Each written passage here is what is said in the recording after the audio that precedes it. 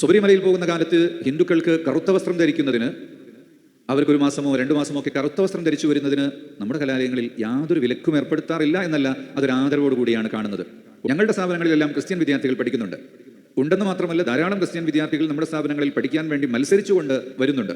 വിശുദ്ധ ബൈബിളിന്റെ പൗലോസ് എഴുതിയിട്ടുള്ള കത്തുകളിൽ, കൊരിന്ത്യസിന് എഴുതിയിട്ടുള്ള കത്തുകളിൽ പറയുന്നത്, ശിരോവസ്ത്രമില്ലാതെ പ്രാർത്ഥിക്കുകയോ പ്രവചിക്കുകയോ ചെയ്യുന്ന ഏതൊരു സ്ത്രീയും തൻ്റെ തലയെ അപമാനിക്കുന്നു എന്നാണ്.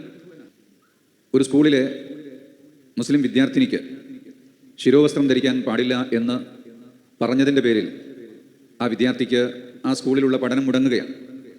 ഇതൊരു അധ്യാപകൻ്റെയോ അധ്യാപികയുടെയോ ഒരു സമയത്തുള്ള ചിന്തയിലെ ഒരു അബദ്ധം കൊണ്ട് സംഭവിച്ചതാകാനാണ് സാധ്യത. അത് പിന്നീട് പ്രിൻസിപ്പലിൻ്റെ ഭാഷ്യമായി മാറുന്നു, ഒരു രാഷ്ട്രീയ വിഷയമാകുന്നു, വർഗീയവൽക്കരിക്കപ്പെടുന്നു. അതിനെ കത്തിച്ചു നിർത്താൻ വേണ്ടി എല്ലാവരും ശ്രമിക്കുന്നു എന്നുള്ളതാണ്. യഥാർത്ഥത്തിൽ ക്രിസ്തീയ സമൂഹത്തിൽ നിന്ന് അങ്ങനെയുള്ള ഒരു നിലപാടുണ്ടാകും എന്ന് നമുക്ക് വിശ്വസിക്കാൻ സാധിക്കുകയില്ല. നാളിതുവരെയായും വേദക്കാർ എന്ന നിലയ്ക്ക് മുസ്ലിം സമൂഹത്തോട് ഏറ്റവും വലിയ അടുപ്പം കാണിച്ചവരും നമ്മുടെ അനുഭവത്തിൽ ഏറ്റവും വലിയ സൗഹാർദ്ദം പുലർത്തിപ്പോരുന്നവരുമാണ്. വിശുദ്ധ ഖുർആൻ പറഞ്ഞതു തന്നെ, വലതജിദന്ന അഖ്റബഹും മവദ്ദതൻ ലില്ലദീന ആമനു അല്ലദീന ഖാലു ഇന്നാ നസ്വാറ. മുസ്ലിങ്ങളോട് ഏറ്റവും കൂടുതൽ സ്നേഹവും അടുപ്പവും കാണിക്കുന്നത് നസാറാക്കൾ എന്ന് പറയുന്നവരാണ് എന്നാണ്. അത് നമ്മുടെ അനുഭവത്തിലും നാം ധാരാളമായി കണ്ടിട്ടുള്ളതുമാണ്. മാത്രമല്ല, തലമറക്കുക എന്ന് പറയുന്നതിനെ പ്രത്യേകിച്ചും ക്രിസ്ത്യാനികൾ എതിർക്കാൻ സാധ്യത വളരെ കുറവാണ്. ഞാൻ ഈ ഒരു വിവാദം നടക്കുന്ന സമയത്ത് വിദേശത്താണുള്ളത്. അവിടെ വെച്ച് കേരളത്തിലെ വാർത്തകൾ നോക്കിക്കാണുമ്പോഴും ഇതുമായി ബന്ധപ്പെട്ട് സംസാരിക്കുന്ന ആ സ്കൂളിൻ്റെ പ്രധാന അധ്യാപികയും അവരുടെ കൂടെ ഉള്ള സ്ത്രീകളും എല്ലാം തലമറച്ചിട്ടുണ്ട്. അപ്പോൾ തലമറക്കൽ പരിശുദ്ധമാണ്, വിശുദ്ധമാണ് എന്ന് വിശ്വസിക്കുന്ന ഒരു കൂട്ടരാണ്. അവരെങ്ങനെയാണ് തലമറക്കുന്നതിനെ എതിർക്കുക? മാത്രമല്ല, മുസ്ലിംകൾക്ക് ഇതൊരു വിശ്വാസത്തിൻ്റെ ഭാഗമാണ്. മുസ്ലിങ്ങൾക്ക് തലമറച്ചേ പറ്റുകയുള്ളൂ. അപ്പോൾ ഇന്നലെ വരെ തലമറക്കാതെ വന്നൊരു കുട്ടി ഇന്നു മുതൽ എന്തിനു മറക്കുന്നു എന്ന് ചോദിക്കുന്നത്, കുട്ടികളാകുമ്പോൾ മതനിയമങ്ങൾ അവരുടെ ജീവിതത്തിൽ പഠിപ്പിച്ചു വരുന്നതേ ഉള്ളൂ. കൊച്ചുപ്രായത്തിലെ കുട്ടികൾക്ക് പഠിപ്പിച്ചു വരണം. 7 വയസ്സാകുമ്പോഴാണ് ഒരു കൽപ്പനാരൂപത്തിൽ കുട്ടികളോട് മതനിയമങ്ങൾ പറയുന്നത്. 10 വയസ്സാകുമ്പോഴാണ് അത് കർക്കശമായ രൂപത്തിൽ പറഞ്ഞുകൊണ്ട് അവരെ ശീലിപ്പിക്കുന്നത്.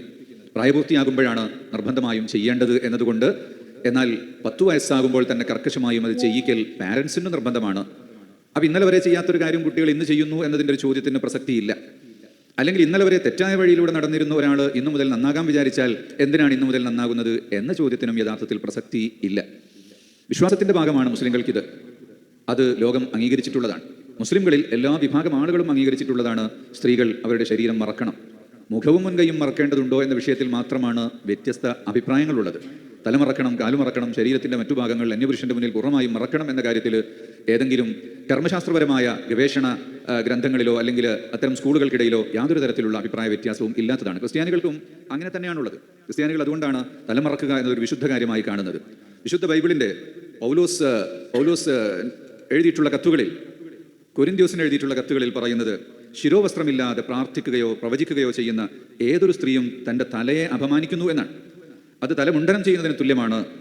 സ്ത്രീ ശിരോവസ്ത്രം ഇടുന്നില്ലെങ്കിൽ മുടി മുറിച്ചു കളയട്ടെ.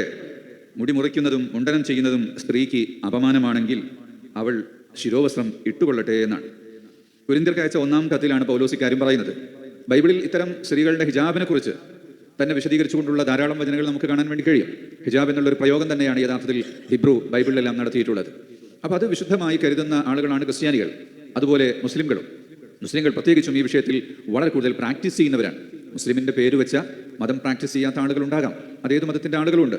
സിഖുകാർ തലപ്പാവ് ധരിക്കാത്തവരും താടി വയ്ക്കാത്തവരും തലമറക്കാത്ത സ്ത്രീകളൊക്കെ സിഖുകാരായിട്ടുള്ള കുടുംബങ്ങളിൽ പിറന്നവരെ പഞ്ചാബിൽ ചെന്നാൽ നമുക്ക് കാണാൻ കഴിയും. അത് അവർക്ക് മതവുമായി ബന്ധമില്ലാത്തത് കൊണ്ടാണ്. ഇവിടെ ഉദിക്കുന്ന പ്രശ്നം മതത്തിൽ ഇതുണ്ടോ അല്ലെങ്കിൽ അനിവാര്യമാണോ എന്നുള്ളതിനെക്കുറിച്ചുള്ള ഒരു ചർച്ചയെല്ലാം മറിച്ച് അത് വിശ്വാസത്തിൻ്റെ ഭാഗമായുള്ളൊരു കാര്യം ഒരാൾ അനുവർത്തിക്കണം എന്ന് വിചാരിച്ചാലും അവർക്കത് അവകാശം കൊടുക്കണം എന്നുള്ളതാണ്. ധാരാളം ക്രിസ്ത്യാനികളുടെ സ്കൂളുകളിൽ വിദ്യാർത്ഥികൾ തലമറച്ചു പോകുന്നുണ്ട്. തൊപ്പി ധരിച്ചു പോകുന്ന ആൺകുട്ടികളുണ്ട്. അതിനൊന്നും സഭയുടെ ഭാഗത്തുനിന്നോ ചർച്ചിൻ്റെ ഭാഗത്തുനിന്നോ എതിർപ്പുള്ളതായി നാം കണ്ടിട്ടില്ല. എവിടെയെങ്കിലും അപൂർവമായി ഉണ്ടാകാം. ഞങ്ങളുടെ സ്ഥാപനങ്ങളിലെല്ലാം ക്രിസ്ത്യൻ വിദ്യാർത്ഥികൾ പഠിക്കുന്നുണ്ട്. ഉണ്ടെന്ന് മാത്രമല്ല, ധാരാളം ക്രിസ്ത്യൻ വിദ്യാർത്ഥികൾ നമ്മുടെ സ്ഥാപനങ്ങളിൽ പഠിക്കാൻ വേണ്ടി മത്സരിച്ചുകൊണ്ട് വരുന്നുണ്ട്. ഹിന്ദുക്കൾ പഠിക്കുന്നുണ്ട്. ശബരിമലയിൽ പോകുന്ന കാലത്ത് ഹിന്ദുക്കൾക്ക് കറുത്ത വസ്ത്രം ധരിക്കുന്നതിന്, അവർക്കൊരു മാസമോ 2 മാസമോ ഒക്കെ കറുത്ത വസ്ത്രം ധരിച്ചു വരുന്നതിന് നമ്മുടെ കലാലയങ്ങളിൽ യാതൊരു വിലക്കും ഏർപ്പെടുത്താറില്ല എന്നല്ല, അതൊരു ആദരവോടുകൂടിയാണ് കാണുന്നത്. പൊട്ടുതെട്ട് വരുന്ന കുട്ടികളുണ്ട്. കുരിശ് ധരിച്ചു വരുന്നവരുണ്ട്. കുരിശ് ധരിക്കൽ അവർക്ക് മതത്തിൻ്റെ ഒരു എസൻഷ്യൽ ഭാഗമൊന്നും അല്ലെങ്കിൽ പോലും അവരുടെ ആചാരത്തിൻ്റെ ഭാഗമായി ചില കുടുംബത്തിൽപ്പെട്ടവർ വിദ്യാർത്ഥികൾ പോലും കുരിശ് ധരിച്ചു വരിക എന്ന് വരുമ്പോൾ അതിന് തടയാറില്ല. സ്കൂളിൽ മുസ്ലിം മാനേജ്മെൻറ്റ് സ്കൂളുകളിൽ തൊപ്പി ധരിക്കുന്നത് ചിലയിടങ്ങളിൽ അത് യൂണിഫോമിൻ്റെ ഭാഗമായിട്ട് പുസ്തകങ്ങളിൽ പ്രോസ്പെക്ടസുകളിൽ എഴുതി വെച്ചിട്ടുള്ളതാണ്. അതുപോലെ പെൺകുട്ടികൾക്ക് തലമറക്കുന്നതും എഴുതി വെച്ചിട്ടുള്ളതാണ്.